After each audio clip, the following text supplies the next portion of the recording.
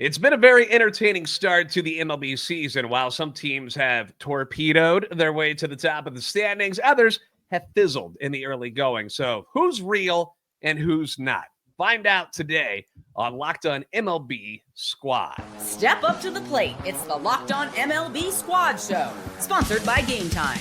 From the Dodgers to the Astros, the Mets to the Rangers, and everyone else in the league, with the experts of the Locked On Podcast Network bringing you the most comprehensive breakdown of all the action around the horn. We're coming in spikes up, no hurt feelings allowed, so squad up. Welcome into the show that covers the big news of the week with the experts from the Locked On MLB channel. I'm your host, JD Haffron from Locked On Cardinals.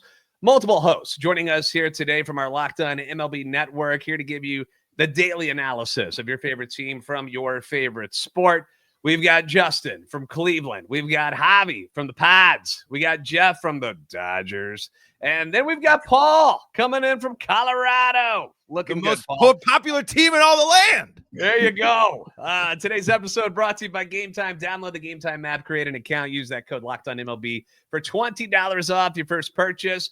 Later on in this show, we will be talking the torpedo bats, what deals like the new one that Vladdy Guerrero Jr. just signed, what it means for the league moving forward. But we're going to begin today's show with what's real and what's not. Very matrixy of me with the blue pill, red pill. What's real, what's not. Coming into Monday, the best record in Major League Baseball belonged to a team in the NL West, but it was not the Dodgers. Shockingly, not the Dodgers. And Paul, I'm sorry, it's not the Rockies either. Javi, not the Padres either. The Giants. The Giants got off to an 8-1 start to begin the week. They had won 7 in a row. American League, you got the 2023 world champion Texas Rangers in the top spot, which may not be that surprising, but who's right behind them is the Los Angeles Angels, 6-3. And then you look at the bottom of the standings, who had the Braves coming out with a 1-8 start. American League, teams like Baltimore, Cleveland, Seattle, Minnesota, all losing records. So which of these starts, good or bad, is real, and which ones are just an aberration? Who wants to start it off? I feel like the NL West is coming in hot tonight. Look, first of all, can I just say, really rude of the Angels to pretend to be good. I know it's just been like a week, but like I think it's rude. I think it's pretty insulting to the rest of us. Just get to the point where you're bad. And maybe this time you'll do baseball a favor and trade back China. I don't think they will, but I appreciate that. And then can we just talk about Atlanta? Let's talk about Atlanta. Off to a miserable start. A lot of injuries, but yeah, a lot of teams are dealing with injuries. Is it an excuse to come out 1-8? They had kind of a year from hell last year, and they're having it again already, with not just the Jurickson Profar suspension, but the Reynaldo Lopez injury, and they still got Strider and Acuna out. Matt Olson isn't hitting the ball all that well. None of their guys are hitting well. Marcell Ozuna looks lost. I'm a little bit confused how you could be this bad to start both years in a row. And actually, any team, Major League history, that started off 0-7 has never made the playoffs. So, that's pretty wild. And I think I'm pretty certain was the team projected to be next to the Dodgers, have the most wins in Major League Baseball. So it's kind of like, congrats, Jeff, frankly, that you might not have to deal with that team. But in general, I never would have predicted this. Maybe a slow start, not a disastrous nuclear explosion type of start. It's easy to point at the injuries, but the fact is the guys they do have who have been good in the past have been bad so far. And they played the Padres and then the Dodgers. That's a rough way to start the season. There's some good pitching there. But this isn't just the good pitching they face. I feel like maybe Marcell Ozuna, age was bound to catch up with him at some point. It looked like it caught up with him when he was like 24 or whatever, whenever he was on the Cardinals. It did. Everybody remembers him climbing the wall and then the ball falling onto the warning track. You mean a few years ago? The happiest moment of my life. A few years ago he looked dead. But the Braves made good sense to not put him in left field anymore. But he's not hitting. Matt Olson, the fact is they just have some guys who've been good in the past who haven't been this year, and maybe that means that they're due to progress to the mean. Is that a thing? To get better, just because these guys are bound to hit better. But also, you never know if maybe some of these guys are just getting worse. And I don't know. I am glad to hear that Javi and I agree that the Angels should trade Mike Trout to the Dodgers, though. How many The Angels times should trade. This is how Angels much should they trade need to anybody. be safe, man. They need all of this. They need everybody before they're feeling safe. But yeah, go ahead, Justin. They should trade anybody at this point. They just haven't done anything the last couple of years that made any sense. The only team that makes the least sense in them is Paul's Rockies. Like I can never understand what the Angels are doing. Oh, you're a draft pick. Well, you don't need time in the minors. You can play in the major leagues right away. Why do you have to wait? Everybody should want to go there. But the only team that makes less sense than the Colorado Rockies, and of course, had to come at Mike Guardian's expense over the weekend, who just continue to be baffling as well. Javi, I'm going to be a little bit bold here. I'm going to say the Braves are going to be that first team that does make the playoffs with that ugly start. I think they're going to turn things around. They are going to get Strider back. They are going to get Acuna back. He's not going to run as much, and I know that's not going to be quite as good, but he's going to stay healthy for a lot longer. And Alex Anthopoulos just has some weird genie magic going on over there. Like, they're going to figure it out. And DNL Central's not all that fantastic, JD. I'm sure you can attest. Like, there's a lot of teams in the middle there. The Braves have a shot. The NL East is a mess, is a dogfight, but there's a lot of openings for them to get back into it, I think. And the good news for the Braves is Profar suspension is without pay, and not paying their players is the Braves' favorite thing to do. Oh, my thing is like That was a good zing. That was really good. That was great. I tested that on Twitter last week, and it's Oh yeah. so I thought I'd bust it out here. It felt I'm gonna good go here find too. it. I I'm gonna go like find it. that, Jeff. my thing is, it's just how much do we buy into these good teams struggling at the beginning of the year? I think it is interesting to hear a stat of a team that starts 0-7, has never made the playoffs. But am I going to sit here and count the Braves out right now? There's just no possible way that I can count out an organization that has been so successful like the Braves in terms of getting to the playoffs, building successful teams, and having the ability to maybe make moves at the deadline or get people back. Especially with how many teams make the playoffs these days. Exactly. Yeah. I mean, when you're a team like the Rockies or something like that, and you start going on these skids, you can kind of start seeing the season slip away a little bit early. But if I'm a Braves fan, I'm not hitting the panic mode yet. But these holes are hard to come out of. I mean, I think if for example, I'm looking at Arizona right now, the only team that's kind of petering a little bit in the NL West that is a competitive team that isn't underperforming. And looking at it, might not be a big thing now, but if they keep going down this path, and where the Giants, the Padres, and the Dodgers are going to be able to separate themselves, I think that will be harder in that division. But where the Braves, they'll have a little bit more flexibility. I think these teams in the NL West, every game really does matter. The division games are going to be really important in the NL West. I think a lot of other teams in a lot of other divisions, the Braves included, have a lot more wiggle room there. There was that, I forgot what year it was. I'm going to say 2012 that I love bringing up. It was like one of the rare days when game 162 determines like multiple teams' playoff destinations. I believe the Rays, Evan Longoria, hit like that walk-off home run that 2011, playoffs. 2011. I could see that with the NL West. Dodgers excluded. I think that they'll be fine, barring genuine catastrophe. Like, I could see a world in which it's like, Padres, Giants, D-backs last like 3 games of the season. They're generally deciding things, which is dope for baseball. Frankly, I wish my team could just like borrow the NL Central maybe this year, just like borrow it. Wham from all these other teams in the NL West complaining about being in the NL West. There's a team that hasn't even won the NL West. The team that's leading the NL West dominates them. They haven't even. The Rockies are about to go on the road and play the Dodgers and Padres here coming up soon. We're really about to see this. The violin that I'm playing for anyone else in the NL West complaining about the division being too hard could only get smaller and smaller. I think I'm just hating on the NL Central, AL Central too, and maybe a little bit of AL West. If it does come down to the end of the season, though, the Giants end with 3 against the Rockies. Yeah. Okay. Of course, right before that, awesome. they have what is this? 13 of their 16 games before that are against the Dodgers and the D-backs. So it's a rough end of the schedule. So it's gonna You're just playing spoiler, man. Yeah. Then they get the Cardinals and then the Rockies to end it. So maybe an easy last few games. I think That's a three playoff team AL Central a year ago for you, Javi. Okay, 3 playoffs. No, I know. I'm hating on not the records, but the direction. Let me say of both Centrals. Like, hey, we literally made the ALCS. We will not try this offseason. We're gonna actually trade guys away. Like, that's what I'm hating on more so. I think is that I like that the NL West tries. I would really like if other divisions. Hey, the Guardians added Nolan Jones. That's a big deal, right, Paul? It was, yes, it was.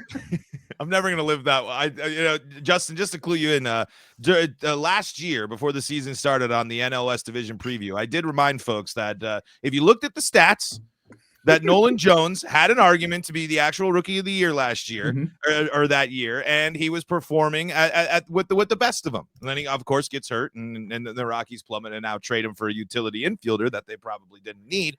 But so is the Rockies. I just wanted to think, as much as I love poking fun at my favorite team, I think a team that actually has some big concerns to start this year because they haven't improved in a key area is the Seattle Mariners. This is a team that has literally a dream of a pitching rotation so deep there and have so many options, yet they still strike out. Yet the offense is still a problem, and their issues from last year, it reminds me a lot of watching the Rockies. It reminds me of watching kind of the same team, the same issues that plague you. You're never going to be, no matter how good your pitching staff is, when you're striking out 10 plus times a game, you're not going to win ball games, and they can't afford to do that in a division that could be a tight one as well in the AL West.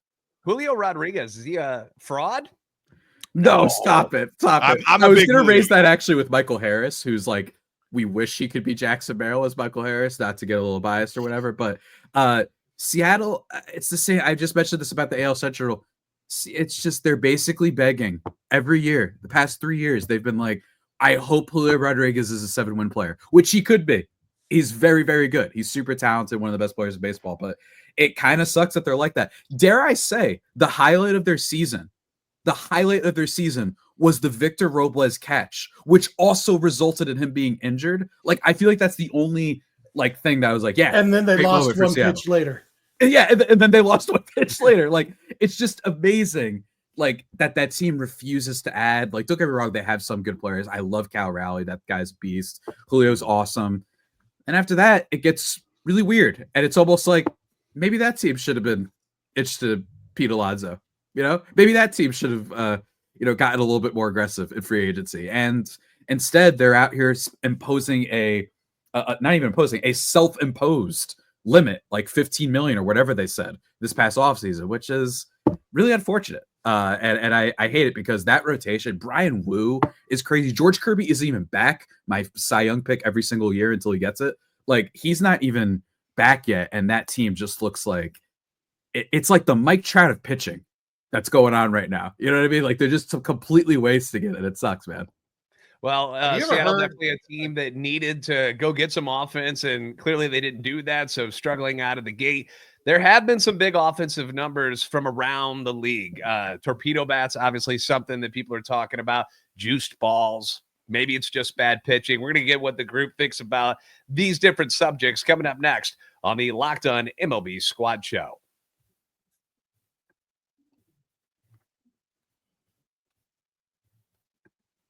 The NBA playoffs are almost here, and FanDuel is giving new customers an incredible way to get in on the action. Because right now, when you join FanDuel and place your first $5 bet, you're going to get $250 in bonus bets if your bet wins.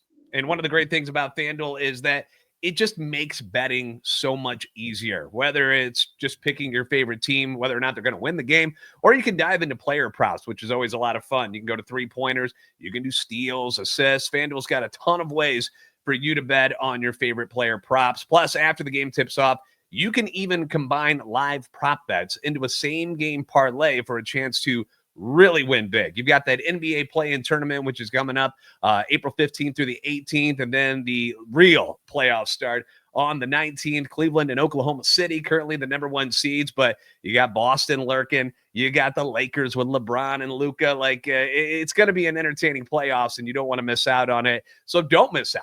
Head to FanDuel.com and claim your $250 in bonus bets today.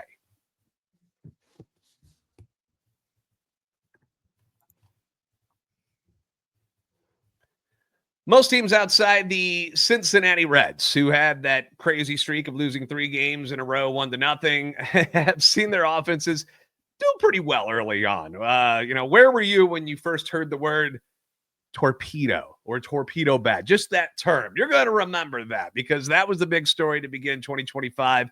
and it became all the rage after the Yankees played home run derby off their former pitcher Nestor Cortez and the Brewers.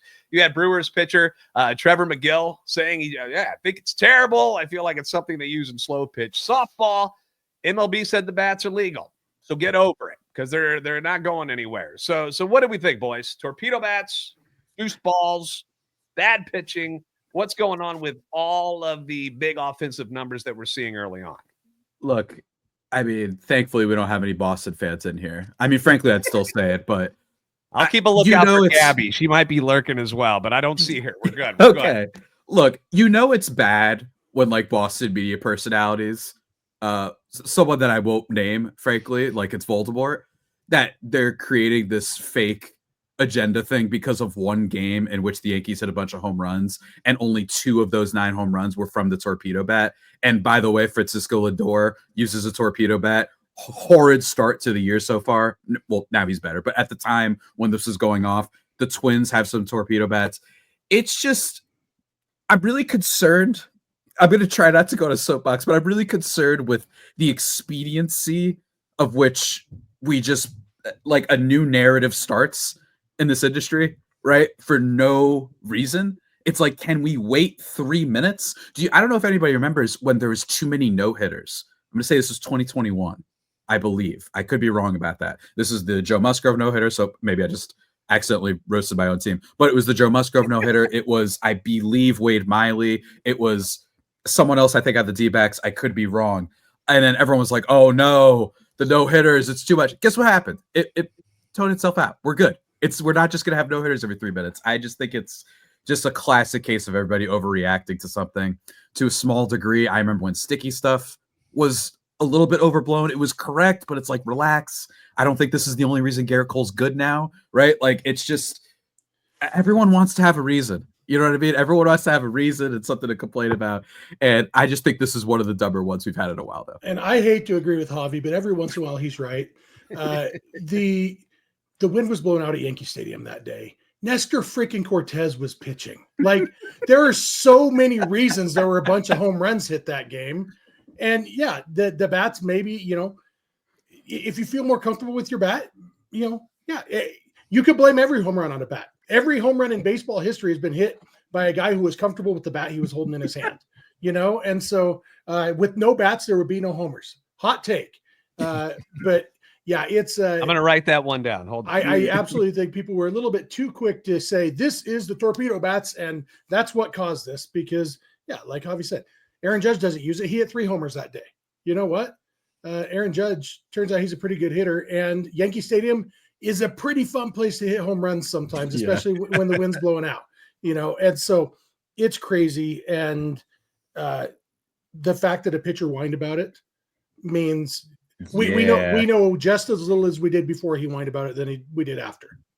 Yeah, and he kind of went back on that and said, like, he's like, look, they're always going to be testing things and trying to come up with better ways, so can't really blame him for it. But it was like the initial reaction to him just kind of, wow, you got a bad bat, and it was just it came off really, really sour after that game. What about the thoughts about like juice balls? Anything there, or is it just the fact that these guys are bigger, better, stronger, and they're just better hitters these days? I think we do have a pitching problem across baseball. Things are really diluted now. There's always injuries too. I mean, no, this won't surprise anybody, even Jeff, that a Dodgers pitcher's already hurt. Like, guys are going on the IL. Nestor Cortez went on the IL right after that start with a bruised elbow or bruised ego. I'm not sure which, but guys are getting hurt all across baseball. Tommy John's happened most frequently right during spring training and right after. There is a pitching problem in baseball. Guys can't go that long anymore. So I don't know if it's juice balls. I think it's a problem that we continue to have this narrative year after year that the baseballs aren't the same, and people keep continuing to wonder about the consistency of the baseballs. Like, you don't see that in basketball, you don't see that in football, you don't see different size pucks in hockey. Baseball is the only sport where you keep seeing a very important piece of equipment. People talk year after year about, well, is the stitching different? Is this different? Is the core different? Like, baseball needs to fix that. There needs to be some consistency there. And by the way, they bought the brand that they bought Rawlings, right? They own Rawlings, who owns the factory to make those balls. Like, they got to get these a little more consistent. And here's a hot take: bring sticky stuff back. This will keep guys not from getting injured. Last pitchers, let them have some sort of substance. Don't make them quit cold turkey. That's why you're having all these injuries. That's why you're having all these guys ineffective pitching and the offense is exploding. You guys want to hear my least popular baseball opinion? Absolutely, Jeff. Talk to me. I'm fine with pitcher injuries. I think that's part of the game. And holy crap.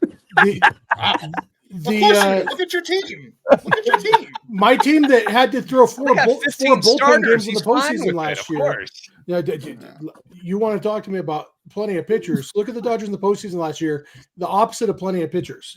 Luckily they were so good they still won. But no, I think the way we've seen too many guys throwing 1,000 miles an hour, too many strikeouts. The way that's going to counteract is some of these guys who throw 1,000 miles an hour have Tommy John surgery, so that we have only of the body of people who can throw that hard, only 40% of them are active at any given time. That's how the game's going to even out. That's how Mother Nature is, healing itself when it comes to the pitcher's advantage over the hitters. You know what? You're going to get hurt sometimes. And then when you come back, maybe you'll only throw 96 and use more off-speed stuff, whatever it is.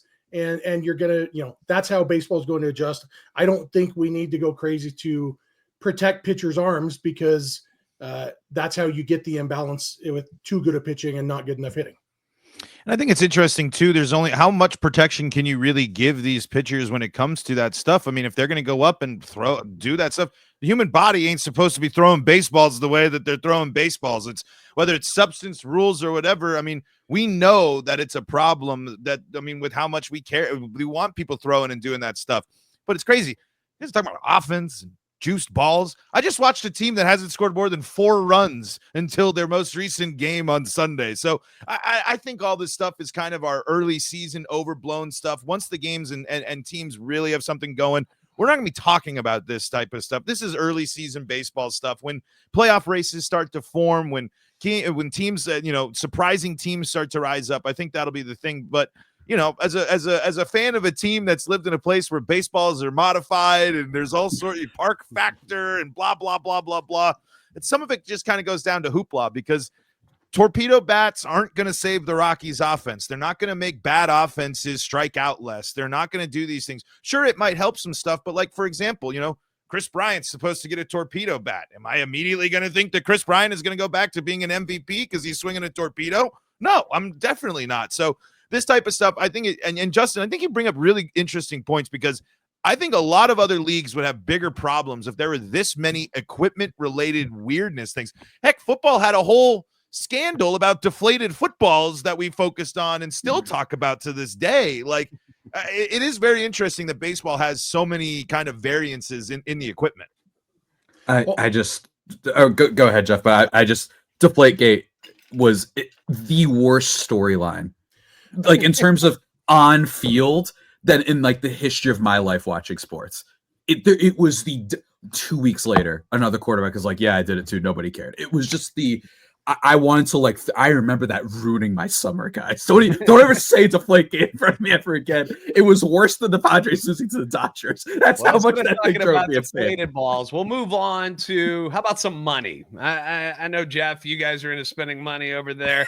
Javi, you got some money over in San Diego. The rest of us are kind of poor, but that's fine. We got to talk about it, because after striking out on signing Shohei Ohtani and Roki Sasaki and Juan Soto, the Toronto Blue Jays finally found someone to take their money. We'll discuss that new deal and who is next to actually strike it big in Major League Baseball when it comes to the contracts. That's coming up next on this Locked On MLB Squad Show.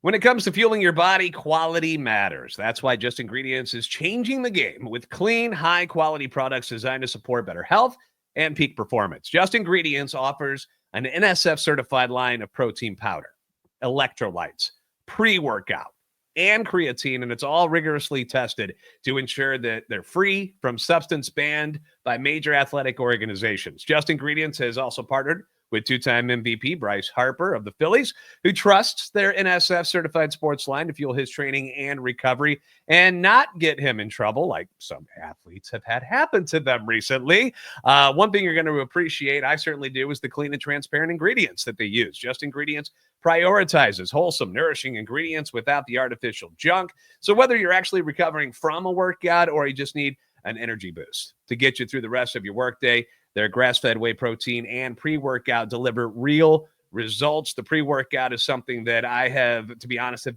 become addicted to. I love it. It's hard to go put in a good workout without taking it first. It's just that good. So visit justingredients.us and use the code LOCKEDONMLB for 20% off. And for more wellness tips, follow at just.ingredients on Instagram.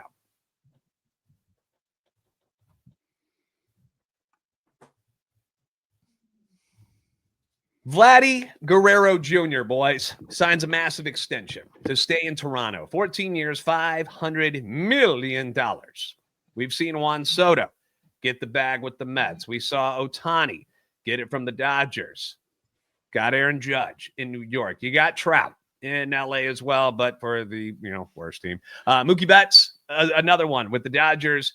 Your guys' thoughts on these massive deals and how putting these massive deals out there, and I kind of want to hear, from Justin about this, being, you're one of the, franchises like mine, Paul. You guys don't spend a whole lot of money in Colorado either, and when we do, we kind of blow it on the wrong people. But Justin, how do you feel about these contracts and how, these kind of deals are going to, the bigger market teams outside? San Diego has given out the money as well, hasn't equaled out for a championship yet for them. But, Justin, what do you think about these big, huge contracts getting doled out to players?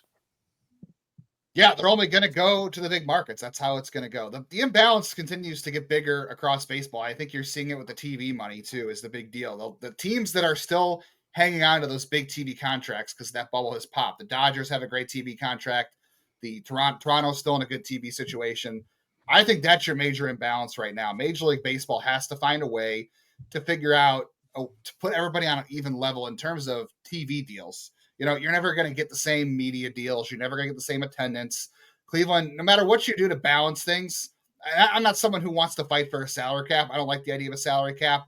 I'd love a salary floor, but you can't have one without the other there. But I do think it would be incumbent upon Rob Manfred to figure out a way to sort of help everybody out in terms of TV deals. Because no matter what Cleveland does, no matter what other teams do, Colorado, they're never going to get the same media deals as the Blue Jays or as the Dodgers. So that's the biggest thing for me here. I have no problem with the deals getting handed out. The Blue Jays had to sign someone. They had to give someone that money. I don't blame them for giving it to Vlad Guerrero, even if I think it's a risky contract. But, if the players... it was certainly, there's been other ways too, in San Diego, giving the money to Jackson Merrill. That's a different way to attack this situation before they get to the possibility of scoring a $500 million contract. You lock them up early, right, Javi? That's the smart thing to do. Yeah. You've seen the Braves. Jeff made the joke about them earlier, but that's what they did too, right? Where they locked in. And frankly, some of those contracts were like Bora and I don't know where the MLBPA was. Because speaking of Jackson Merrill, reportedly, they were like, hey, we don't necessarily want you to take this deal. You should be asking for more. I'm like, where were you with Ozzy Albies? He signed for 7 years, 35. Where were you with Acuna? So that's a little bit odd to me. Don't get me wrong. But I think all in all, yeah, I don't agree with this salary cap thing. I think that there's this idea that what the Dodgers are doing is just so unprecedented. It is, of course. And when it comes to Shohei, when it comes to Soto, yeah, there's only a few teams that can have these players, which stinks, which is a reality of the sport, which is an advantage that I think, some of the other leagues have, is that any team might have a chance at some of these players technically. But with this, my thing is anyone can afford Michael Conforto. He's awesome for the Dodgers right now. I've been banging the drum on him forever. Anyone can afford your Teoscar Hernandez types, right? There's all these players that the middle / low high contracts, if that makes sense, that I think a lot of teams could absolutely afford. And man, as someone who follows, the NBA, I know this is baseball, but I feel like a David Stern back in the day would be I'm getting rid of this Cubs owner one way or the other, man. You cannot be going out on TV and talking about how you're barely breaking even when everybody literally has the numbers about how much money you are making this year. And you're like, oh, whatever. We don't need Tanner Scott. We'll just have the worst bullpen in baseball. That's fine. 36.4% of the revenue is how much the Cubs spent on their payroll. There you go. Like that's and again, yes, are the Dodgers frustrated? Of course. Is it a frustrating league where like fan bases are like, well, this stinks. I just have to approach every offseason and be like, I can't wait for this AAA prospect that might be good. Yeah, but that it's not just them, man. Like this, they're just benefiting off of the fact that for years baseball has and its upper management, the league office has kicked the can down the road on having ownership that just does not care. The Oakland A's sabotaged a team with Ricky Henderson history, with a lot of winning history for 20-something years, and now they're playing in a ballpark that's a minor league stadium. Could you imagine the other leagues doing that? Like, it's a really multifaceted issue that I'm not really sure how you fix, especially at this point. I'm just wondering if teams are just going to be set in their ways, and I almost have a conspiracy that I'm like, were they just like letting the Dodgers and all these teams sign players because they're ready to use that as an excuse for bargaining before the next collective bargaining agreement? And I'll jump in right there, Javi. That's absolutely what they're doing, because Dick Monfort, the owner of the Colorado Rockies, said that Boris has more power than Rob Manfred, and he said it's too hard to compete in their division because of Scott Boris and the money and blah blah blah. But it's like, yo, you claim you're a draft and develop team. Where's the development? I mean, I think that Justin nails this. There is something here, and I don't have the actual number, but I in some of my bringing on some Rockies folks, I was curious to hear how much of an impact the Rockies were dealing with when they moved on from when their TV deal collapsed and they were adopted into MLB. They lost a ton of money. I mean, the Rockies TV deal wasn't that great, but it's the difference. Why is Brendan Rodgers no longer on the team? You could probably point to that TV deal. There's some other things there for teams like the Rockies. Yeah. I do wish there would be more of an incentive for some of these teams to go out and spend money, but I'm glad a team like Toronto can lock down a homegrown star. That's great for their fan base. That's a good thing. Other teams can do what these other teams are doing. The people with all the money just don't want to spend. They don't want to invest, and they don't always have to. I mean, again, this is we keep bringing them back up, but the Rockies keep being brought up for these reasons for a reason.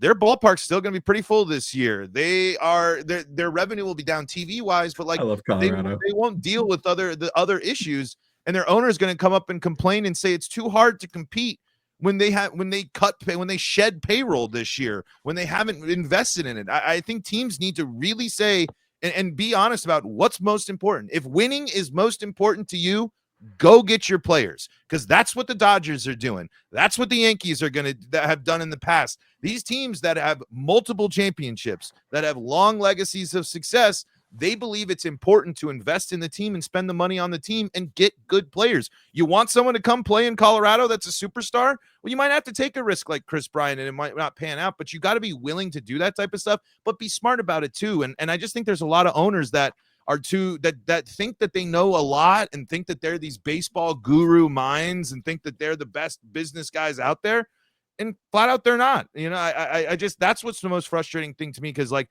yes, it is annoying to see big names go to big markets, but like, they're willing to give them the money. Like, why would I go to the place that wants to give me the most money and to go be why would I not want to go play for the Dodgers? Like why would I not?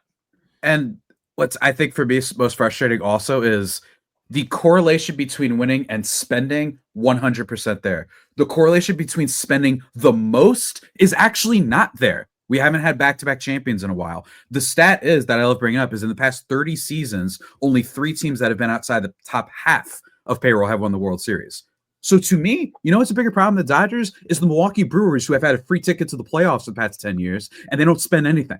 That to me is infinitely more of an issue than the Dodgers. Yeah. They're still annoying, and I'm really, really annoyed that Jeff is on this show today hearing me defend this stupid, annoying team. But it's true. Those teams are so much more of an issue because it shows you, guess what? I picked the Mets last year to win. I knew they were going to win. The Brewers don't spend anything. And if they did, you might have a conversation to be more competitive and, frankly, just more fun. All around. One of the reasons we have an issue in St. Louis is that our GM he spends the money on the wrong people. You know, you got to be smart about where you're spending your money. When the owner says, here, we're going to give you $175 million to work with, and then you screw it up by giving it to Miles Michaelis and stuff like that, that's a problem. So, that's something the Dodgers don't get enough credit for. People say, all that money, anybody can win with that much money.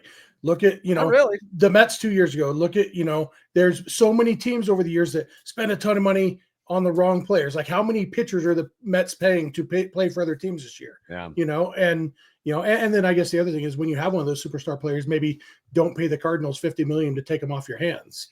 I just look, the Rockies fan base, as Paul mentioned, they go to the games. They've moved beyond, in my opinion, such primitive notions of win and loss. You know what I mean? There's clearly something else going on in Colorado for why they enjoy games. 95 degrees. I'm going to leave it at that. On a beautiful day where you could sit and drink beer for cheap and have a cheap There you ski. go. And enjoy the beauty of downtown Denver. Stare at the sun. Bring all in the family too, because they're all it's a great place to visit because it's right smack dab in the city. Well, what we've learned here today, hopefully you'll take away with you after listening to this show and things that we've discussed. If you got any comments, suggestions on things you want us to discuss each and every week when we do this show, feel free to hit us up. Obviously, you've got all of our handles on X and all of our different shows available to you guys. Make sure you make your favorite teams Locked On Show and Locked On MLB part of your daily routine. We'll be bringing you daily content all season long, no matter how good or bad things get for our teams, Paul, me and you in the car. So we're in rough spots, brother. And look for the Locked On MLB Squad Show. It's going to be in your feed every week, part of the Locked On Podcast Network, your team every day. Thanks, guys.